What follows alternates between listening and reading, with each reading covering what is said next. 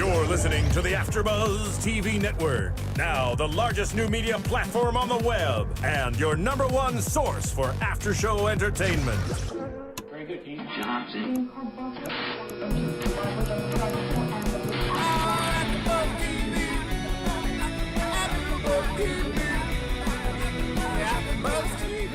From the AFTERBUZZ Studios in Los Angeles, California, presented by Maria Menounos and Bing.com, and streaming live thanks to Akamai Technologies, this is AFTERBUZZ TV's Desperate Housewives After Show. We'll break down tonight's episode and get you all the latest news and gossip. If you'd like to buzz in on tonight's show, you can buzz us at 424-256-1729. That's 424-256-1729. And now, another post-game wrap-up show for your favorite TV show. It's AFTERBUZZ TV's Desperate Housewives After Show. Hey everybody, how you doing? I'm Derrick Shore in the studio. We've got Roxy Striar on the phone. Hey Roxy, how are you? Oh, I'm good. How are you, Derrick? I'm good. It's so nice to hear your voice. I'm sorry we're not here together, but maybe one day you'll be back in the studio with me, huh? Maybe one day. I know. I'm kind of blown it on the schedule recently, and we're just not matching up. It's bad. I feel like we're desperate co-hosts. You know what? It happens. It totally happens. And the important thing is we always get the podcast up as quickly as we can, even if you and I can't be in the studio together. We, of course, appreciate all the fans who are listening or watching, and we always appreciate your feedback and comments. This week, we're talking about Desperate Housewives, episode 15, season 8, the final season of this series. And man, you know, I had one of those moments this week, Roxy, where midweek I was thinking about the show, and suddenly everything kind of clicked for me, and I realized that Orson killed Chuck. How did I not realize that when the last episode aired? It was so obvious. I said it in predictions a couple weeks ago when we see him outside of the bar and he finally picks up Bree, and kind of when Bree was in danger of getting brought home with that guy and raped, and he comes there, I was like, oh, Orson killed him. And you were like, no, too obvious. And it was a little obvious, but yeah, I saw it coming a mile away. I don't know why I didn't take those clues, but you hit the nail on the head. You were absolutely right. And it's interesting how Orson's character, I've always sort of felt bad for the guy because he is a little bit awkward. His character is a little bit awkward, and he just seems sort of sad and lonely. But this sinister side that we really saw come out in this week's show episode, man, Bree has tangled with a really messed up dude, huh? Yeah, and you know what? I could tell by the diagrams he had in his apartment and how scheming he was that I could tell there was something up, but not to the extent that we realized in tonight's episode. And I'm still a little confused, to be honest, about what happens exactly, what he does at the end there. Yeah, what he does after he dropped the letter in the mailbox. Well, what exactly was the letter is my question, because it was to the Fairview Police Department. Right. So was it outing Bree? And it said, like, regarding suicide or something. Was it about Bree, or was it about what he was about to do to himself? Or I couldn't really tell what was going on. Yeah, I wasn't sure. I think it's fair to say, though, when you're saying, was it about Bree, I think it's fair to say Bree was definitely, whatever evidence or whatever was in that letter mailed off to the Fairview Police Department, there is certainly some connection to Bree. Whether he's going to commit suicide and fake it as if it were murder, or whether he is going to compile his own evidence from investigating the case. I mean, that diagram he had in his apartment was very elaborate, having the picture of the deceased guy and having those surreptitious photos of the women loading the body into the trunk of the car. That was, Orson had done his research very thoroughly. Right, so he's about to throw Bree under the bus regardless. Yeah. Well, and that tease really kind of freaked me out because right at the end of the episode where we see that close-up shot of Orson on his phone calling Bree and saying, "This will be the last time you hear from me," I was expecting that they were going to cut to a wide shot and he was going to be on the end of some cliff, about to drive his wheelchair off the cliff. Was I the only one thinking that? No, I absolutely thought that's what it was going to be, which is why I was so confused when he dropped off the letter. Right, and was just in next to a community center with all of these people around. Right, exactly. Well, that was such a sinister plot line, and what surprised me is Bree. Obviously, we know that by the end of the episode, she had put everything together because the writing was on the wall. But she's a smart woman, her character, and it seemed like there were so many times she could have questioned Orson's loyalty to her, including in the beginning of this episode where they're sitting together on the couch. Orson presents her with this little picture book of Maine, and she's looking through at the lighthouse and all of this. And Orson mentioned the letters that Bree had received, and that was a perfect opportunity for Bree to question what he's saying, to question his motives. And there was that moment where we knew she was kind of questioning him. The music changed, and she said, "Wait a minute, I didn't tell you about that last letter I received." Orson looked right. Yeah. Right, but I think that, of course, she's a little bit in denial, and when he comes up with the excuse so quickly on the spot that Lynette had told him, I think that she was just like, oh, okay, that makes sense. Lynette, what a bitch, even though, of course, Lynette did not. Right. And then he quickly distracts her by having her focus her attention on the picture book again. And he's talking about this trip to Maine and all of that. So, but it seemed like that happened quite a few times, even in the last episode, where there were these moments where things didn't quite add up and Bree paused. But then you're right. She gave him the benefit of the doubt because he has a skill of being able to lie and create these stories on the spot. Exactly. What do you think about the similarities between Orson's character and Chuck's character, Chuck now being dead? It seems like the two of them, Chuck wanted to bring Bree down because she rejected his marriage proposal. And after that, it was game on, and he was going to take her down. And I think it's interesting how Orson really is doing the same thing. He feels jilted, and he wants to make Bree's life miserable. I mean, did you think that they were going to Maine to retire and be happy, or did you think that they were going to go off to Maine and he was going to kill her? Well, here's the thing. I don't understand why Bree always has to find Mr. Wrong. I didn't know exactly what was going to go on in Maine. I thought that I knew that it wasn't going to end happy, but I didn't know if he was really looking to seek revenge or if he really wanted to be with her or what was going on there. But we, of course, never make it there.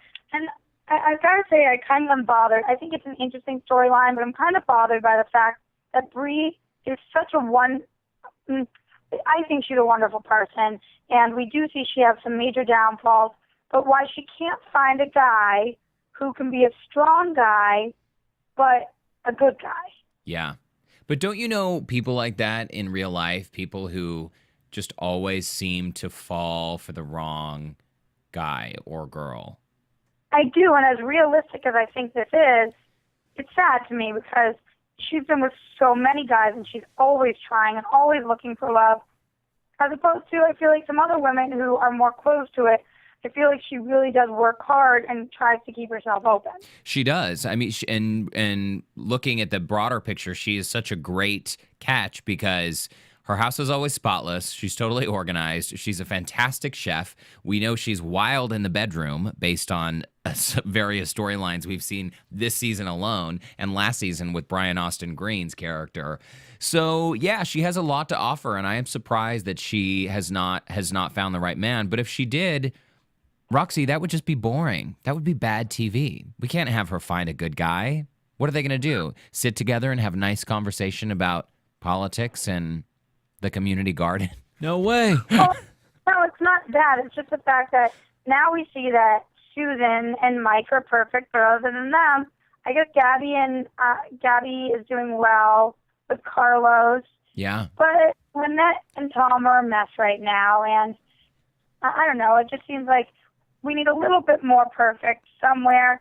And even if the relationship is messy, it's still a good relationship. It doesn't have to be perfect to make it good, you know? I get you. So you're saying you want a little more stability on Wisteria Lane. Well, I want a little more Brian Austin Green, who I thought worked really well. Of Oh my course gosh, I do. I totally regret mentioning his name again. I feel I like know, you should. collectively, how many hours have we spent talking about Brian Austin Green? Not enough. Not enough. You know But what? remember, there's that whole storyline with him being with Child and that other woman, and Bree lied about the whole situation, and so that was Bree's fault. But, somebody like that who's a little different and a little edgy and can make Bree awesome. I don't know. Well, it's interesting that to go back to a little bit about Chuck and Orson, they both had this attitude of, if I can't have you, no one can. Or if I can't have you, I'm going to make your life miserable, because Chuck wanted to make Bree's life miserable. And he was building a case against her, even though no charges had been filed. But in the meantime, he definitely did a great job of intimidating her friends. And Orson is doing the same thing, but in a different way. He's trying to turn Bree against her friends and elevate himself by saying, I'm the only one in your life who's not judging you. I'm the only one in your life who's not going to be there.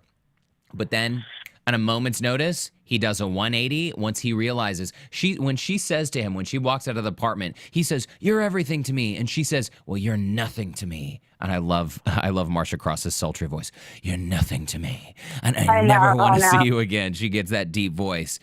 I think that was the moment where he said, okay, fine, I am going to make your life hell. However, I agree with that completely. I think that was his moment where he thought that. I think it was probably her moment when she thought, wow, I've lost all of my friends, and it was for reasons that were basically my fault, and I need to go get them back. I think it kind of all clicked with her at that moment. So these two realizations of both of them are kind of going to go against each other and going to make things really difficult for Bree moving forward. Yeah. Well, you know what's interesting? A couple weeks ago, I was in Park City. I went skiing for the weekend, and I was hanging out with a guy whose partner is a writer on Desperate Housewives, and I can't say too much. We had a really fantastic conversation, and I would love to book this guy to come in and be a guest on our show, because he gave me a little bit of insight about what happens in the writer's room and what goes on, and we can talk about that at some point. But in the meantime, the reason I brought this up is because he said to not be surprised if we see Bree's son, Andrew, come back into the picture at some point over these last final 7 episodes I think we have left. Wow. Yeah, and we've talked often about how these storylines go up and down and left and right and change so drastically immediately.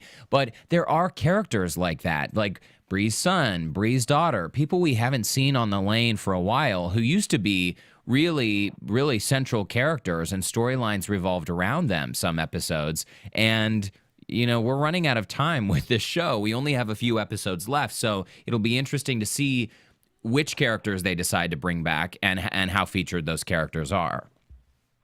Yeah, that's going to be very interesting. And like you're saying, we're running out of time, and I'm feeling a little panicked about if they're going to be able to wrap this all up in a way that is that I find acceptable. You know what? I feel exactly the same way. And which is why the storyline with Karen dying of cancer and Roy, oh my gosh, I never thought that I would be tearing up because of Karen McCluskey's character. I know. She's such a hard character to love, but at the same time, we do, and she's really been around this entire time. And I don't know, this was really heartbreaking to me, especially because of how selfless she was being. Yeah. And tying Gaby into this and the whole issue of mortality, I just thought it was really beautifully done. Yeah, it was really beautifully done. And not only did we see a softer side of Karen, but we also saw a softer side of Gaby, because that whole exchange with Gaby and Roy when she asked him about his first wife, Miriam, I think was her name, and they had that moment together in the kitchen. Oh my gosh. Well, just the look on Gaby's face while she was making that salad in the kitchen, that is not the Gaby we're accustomed to seeing.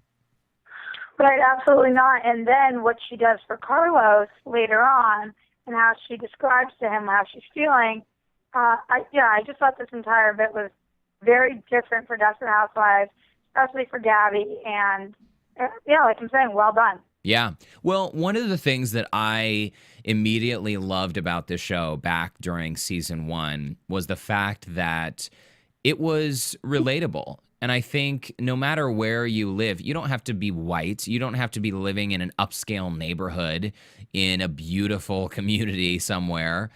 I think that there are so many characters that are relatable, but also themes and trials that people experience in life that are relatable. We all know what it's like to lose a loved one, and we all know what it's like to be in a relationship that doesn't work out, or maybe we've watched our parents be in a relationship that doesn't work out. There are so many things that the show, I think, week after week is able to just sort of hit home. And I think this week's episode really hit a home run, because all of these issues of mortality, like you said, Roxy, they're coming full circle. And just that reminder at the end of the show of Roy talking about Miriam and how they got lazy in their relationship. They weren't reminding each other that they loved each other every single day. I think that's a great message that these writers have woven into the show, along with all of the playful comedic moments. Right, I agree. I thought that this entire season I thought has been really incredible and a huge step up from the past couple seasons. Me too. And a major reason for that is these universal issues that, like you're saying, are incredibly relatable. And even though I'm saying this season has been great, I thought in particular last night, it was unbelievable. I should have said that at the top of the show, but I really just thought every character had a really important story going on that didn't seem over the top, that didn't seem forced, that didn't seem out of the blue, like, oh, I don't believe that. They seemed important, and they seemed like they're really taking us somewhere. But that being said, of course, I am still worried that we'll get there quick enough. Yeah, well, but I have faith. I do have faith. But look how much they pack into even one episode, and we still have 6 episodes plus the 2-hour series finale. So I don't know how they're going to do it, but I think they will do it. Let's talk a little bit about Renee and Ben and that storyline, because this freaks me out. I don't like the loan shark. Mafia dude freaks me out. And I don't like the fact that Renee, like she said, I try to do something nice for someone, and this is how I'm repaid. She's roped into this drama, and, I'm a little worried because we've heard rumors about a main character being killed off, right? We've discussed this. Right, and talking about people who come from, you don't have to be white, you don't have to be rich, people who come from different backgrounds, and Renee is one of them. And she's on this lane now, and yes, she is now rich, and yes, she does now have class, but she wasn't always coming from a place like this. So she thinks she can hang with this shark, and she thinks she can threaten him, and we see that's clearly not the case. And it does make me very nervous, not just for Renee, but also for Mike. Yeah. And that would just be the worst. Yeah, killing him off would be like killing a part of my soul. But, I wouldn't be surprised if, with only a few episodes to go, I wouldn't be surprised if they said, why don't we kill off a key player? Because ratings-wise, why not go out with a bang? Why not build buzz around the show? Because all these dramatic things are happening. But, of course, we don't want these people we like to get killed. But sadly, at the end of these series, you don't often see everything wrapped up nicely in a little packaged bow thing and handed off to us. It's true, but here's why I could see them killing Renee off before killing Mike off. Like I said before, Mike and Susan have a very strong relationship. The only one that is really, really steady on the lane. I mean, Gaby and Carlos aside, they have their own issues. But in last night's episode, they were okay. But Susan and Mike seem to be pretty stable. They've thrown him through the ringer. They've had him move away out of the country. Right. They've done all this stuff to them. Out of the state. Where did he go? Alaska? Yes, out of the state. And they've done all this to them, and I just can't see Mike getting hurt for something that was done that had nothing to do with him and that he was picking up for somebody. I just don't know if they're going to go there because of the ties he had. And also, what that would do would leave Susan as all by herself and now dealing with this child. So exactly the same situation she was in before, basically being a single parent. It would be a messy storyline, but I wouldn't be entirely shocked if that was a possibility. Yikes, I don't know. And as far as Renee goes, I really don't know. I just think that she would be an easier target. It would be easier to kill her character off, for sure. Right. For sure. Right, but would the shark kill a woman? I don't know. Interesting. Well, I've got to hand it to her for being the badass that she was, because I loved the way she dealt with him when she essentially said, "You don't intimidate me. I'm done with you. I've written this check." And the guy is just so creepy. He is such a slime bag. And so I really applauded her for giving him the 1-2 punch, but then at the same time, it's probably not the best idea to mouth off to the mafia. That's true, and then we see the result of that as he tears apart her home. Right. Yeah, he's definitely trying his best to intimidate her. It did not end well. Clearly, there was that scuffle, more than a scuffle. That's not even a good word for it. Between Loan Shark and Mike, they beat each other up. Mike says, "I never want to see you again," and Loan Shark says, "Oh, then you should have killed me." Right. I mean, that's some foreshadowing right there of, is that a death threat back on Mike from Mr. Mafia? Yeah. I don't know. It's possible. I hope not. I hate that there needs to be more death on the lane. That there seems to be a lot of it. But in the tease for next week's episode, we saw that Mike is now carrying a handgun. So clearly Mike is going to be arming himself to try to protect his family from this dude who's showing up. Do you think that Bree would become suicidal again? Let's say, hypothetically, Orson mails to the Fairview Police Department a whole bunch of evidence that implicates Bree. Do you think that the pressure mounts for her again and that she becomes suicidal? Or do you think the fact that we're on the brink of a huge reunion between Bree and the women, do you think that is going to be enough to get her through the drama? I think it's one or the other. I don't know what Orson mailed in, so we'll see what happens there. I'm wondering if Karen McCluskey's death will be the death that they're talking about on the lane, if that is enough of a major character, or if there's going to be 2 deaths, I guess. Would Bree become suicidal again? I feel like Renee is going to not let that happen. We saw Renee kind of nurse her back to sanity. So no, I'm going to go with no. I'm going to go with reunion time. Okay, I think you're right. I just think hypothetically it would be big and dramatic, but I think that the whole theme of this show, we already saw Mary Alice kill herself in the pilot episode of this series in season 1. And I think if this whole series ends and we see another one of these women kill themselves, that's just bad messaging for America. That's bad. Yeah, no lesson learned. Right. We don't want housewives to be killing themselves because pressures of life catch up to them. So I am betting that we see this series go out with a few more tragedies along the way, but with these 4 women, and if you add Renee along to the mix, I think if you add them all together, we're going to see a strong friendship, I hope, by the time this thing wraps up. Right. I agree. Can we talk a little bit about Lynette and Susan?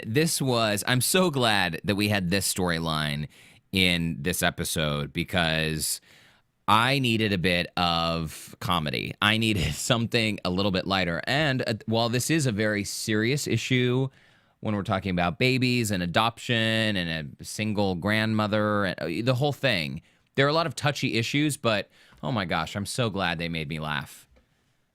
I agree. I thought this was great, and I thought it was really hysterical how, for once, the husbands came and handled everything. I know, right? And that seemed to be the magic trick.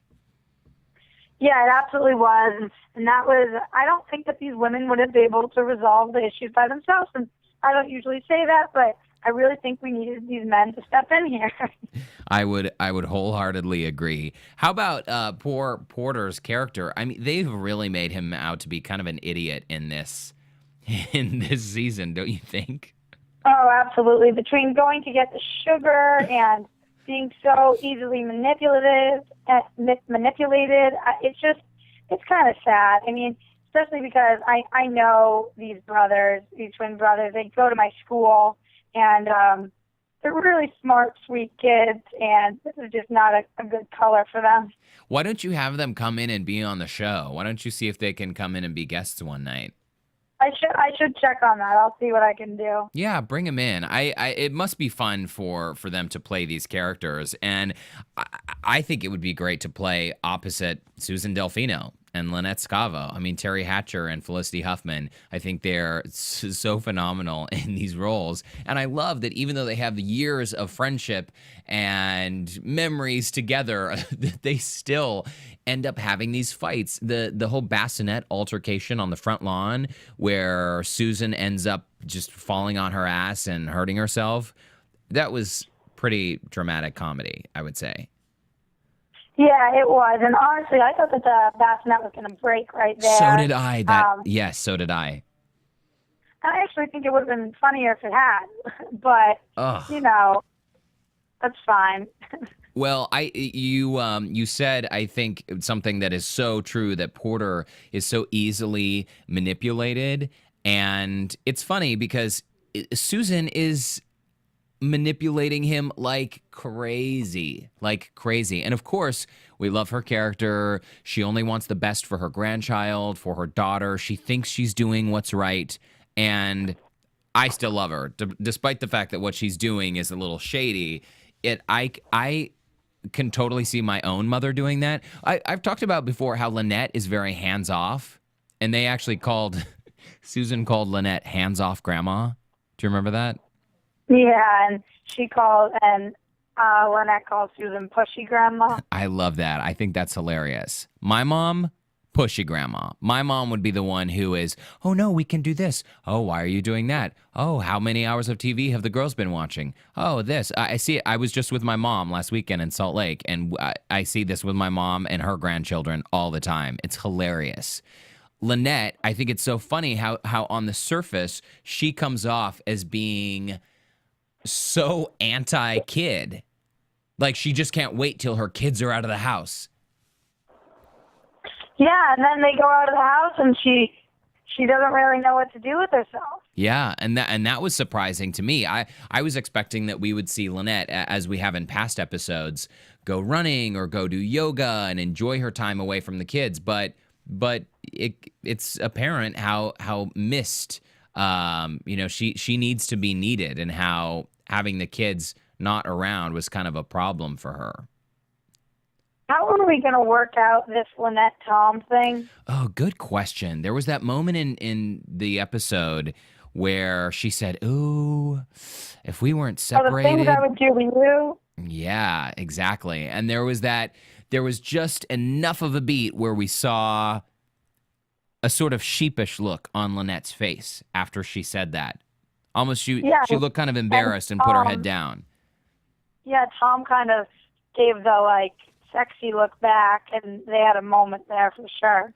But even though we haven't seen Jane, Tom's girlfriend, in a while, clearly things must be going well for them, because if Tom is taking the kids and he's also taking the baby, how old is their baby? Maybe a year and a half, 2 years old?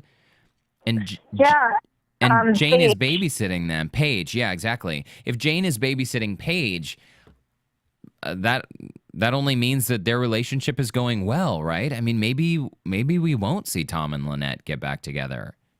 But I thought we knew they would. I thought that was part of something we knew for sure. Oh my God, I'll freak out. Don't freak out, Roxy, because people are the good thing about it is they are, whether they're back together or not, at least they're getting along.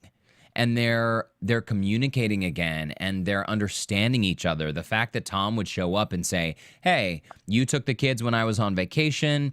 it's my turn to take the kids now. I think that shows that their relationship, whether that's a friendship or whatever in the future, their relationship, whatever it is getting to a healthier place. Well, because I probably won't be able to stick around for predictions, I want to say that I do predict they will get back together. I don't think they would be throwing in these great moments between them and also having us see a little flirtation if they were going to not let us see them back in full force. Well, you know by what? The last episode. Can I keep you for 2 more minutes? What time do you have to jump off this, Roxy? Because we've Yeah, already... I do. I can stay for 2 more minutes. I'm in between classes, me being my college student self, so I can stay for 2 more minutes. So lay it on me. What do we got left? You're a rock star. I know how tough it is to work and go to school. I did it for years, and it'll all work out. It'll all work out. We've already been talking about predictions a little bit, and since we've already talked about the women... and now, your AfterBuzz predictions. TV. Predictions. And since we've already been talking about these, let's just continue on, and then you can jump off, and we'll wrap up this episode because I think we've got it pretty much covered. Yeah. I think so. Okay, so we'll do no commercial break, but let's just jump right in. So you think Tom and Lynette will be back together? What do you think is going to happen with Renee and Ben? Do you think they're going to have a chance to see their relationship flourish before one of them gets murdered by the mafia? I was going to say, as long as neither of them get killed off, I think they'll be okay. I think it's a little quick for Renee to trust Ben again so much, but what can you do? I think they will make a good couple as long as nothing happens like what happened before where he tried to convince her to marry him so soon. Okay, and you think that Mike will survive the mafia, he and Susan will continue on. What do you think about this whole baby thing? Because even though the nursery was prepped and painted and all of that with Susan and Porter, I am still not totally convinced that we're going to go down this road. I think that Julie may end up being successful in giving up this baby for adoption. I really hope we don't go down this road. Porter can't take care of himself. How can he take care of this baby? And I really don't want it all falling on Susan. Hopefully he'll see that. Maybe what will happen is Lynette will give Porter her kid for the week, and he'll realize he really can't be a father or something. Okay, and lastly, before you jump off the line, Orson and Bree. Will Bree end up behind bars for the rest of her days? That I don't know about, and if she does, will she take the other ladies down with her? I'm really not sure. But the other prediction that I wanted to talk about was Gaby and Carlos hearing Juanita on top of the roof. Oh, my gosh. I know. What was that about? I really don't know. And her screaming, "Mommy, Mommy." So I guess we've got a big episode next week, too. Well, maybe that's the death on the lane. But, oh, my gosh, to kill a 10-year-old, that just seems wrong. Oh, I can't even imagine, especially when Juanita is so clearly the favorite child. Well, why don't we wrap the other one? Well, next week our schedule is going to be off a little bit as well, but don't worry, there will be a podcast. It'll probably happen on Monday or perhaps even Tuesday, but we will definitely be here for you somehow. Roxy, I think you might not be around next week because you're going to be in Mexico, right? I will be in Mexico, so hopefully I'll come back tan and happy. Awesome. We'll have a fantastic trip. We'll let you go now, and we'll say goodbye to all the rest of you. Thanks so much for tuning in. In the meantime, remember, you can always find us at AfterBuzzTV.com. You can find the podcasts on YouTube. You can find them on iTunes. And any feedback you have, please send us a note. Roxy Striar, Derrick Shore, or you can tweet right at AfterBuzz TV. And we would love to talk about your comments on the air, so send them anytime. We love hearing from you. And thanks again for tuning in. Roxy, thanks for being on the line. Thanks for being on the line. We'll let you go. And of course, bye, guys. Take it easy, and we will see all the rest of you very soon. From Bing.com, executive producers Maria Menounos, Kevin Undergaro, Phil Svitek, and the entire AfterBuzz TV staff, we would like to thank you for listening to the AfterBuzz TV network. To watch or listen to other after shows and post comments or questions, be sure to visit AfterBuzzTV.com. I'm Sir Richard Wentworth, and this has been a presentation of AfterBuzz TV. Buzz you later, everybody. Thanks. The views expressed herein are those of the hosts only and do not necessarily reflect the views of AfterBuzz TV or its owners or principals.